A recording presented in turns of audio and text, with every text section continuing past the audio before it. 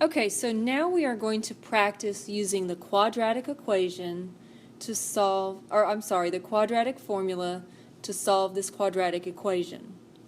First thing we have to do before we can start the quadratic formula is make sure that our quadratic is in standard form.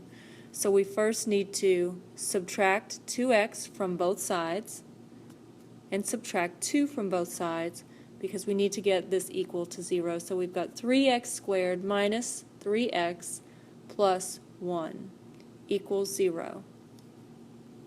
Okay, so I've written down the quadratic formula off to the side.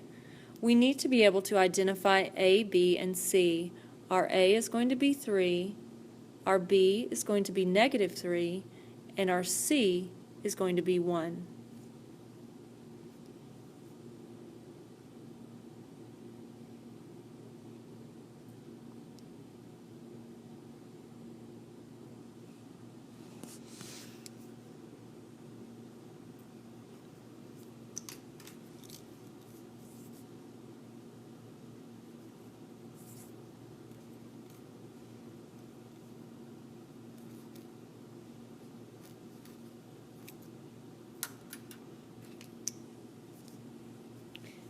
Okay, when we calculate out what's under the square root, if you plugged it in your calculator correctly, you should have that we have 3 plus or minus the square root of negative 3, and that is all over 6.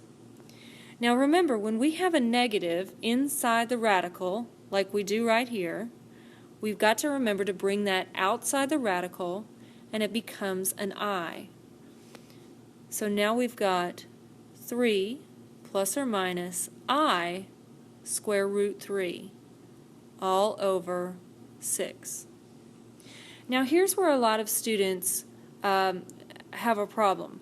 A lot of students right now are going to want to simplify this, but we cannot simplify this right now. What we have to look for are 3 terms that have a fact in common. A common factor, one of them would be this first term here, and this denominator term. We cannot consider the term that's inside the radical. Because there is no coefficient that has a common factor with 3 and 6, we cannot simplify in this case.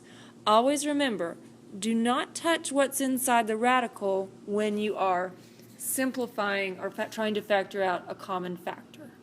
So our final answer just is 3 plus or minus I square root 3 over 6.